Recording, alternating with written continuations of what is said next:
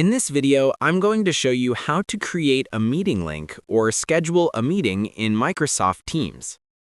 Let's launch the Microsoft Teams app. In the left side menu, click on Calendar.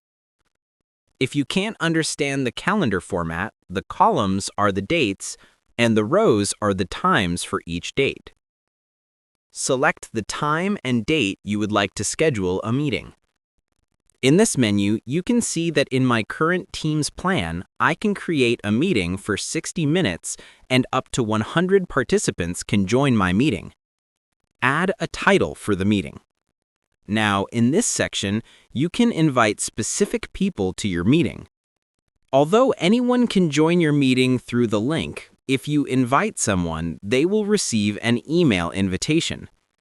Even though we have selected the time and date beforehand, you can edit them here if you want.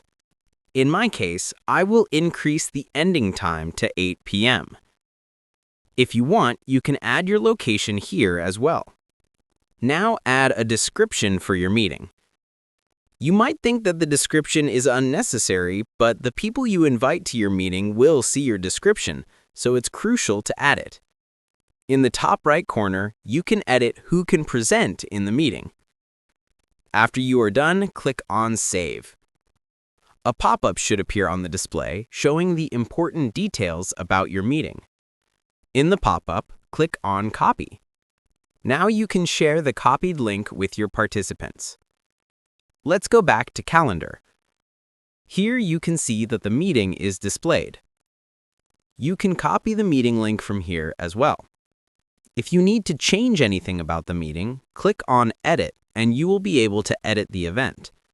Following these steps, you can create a meeting link in Microsoft Teams easily. Feel free to reach out if you encounter any issues during the process. If this video helps you out, please leave a like and subscribe. Comment below if you have any questions.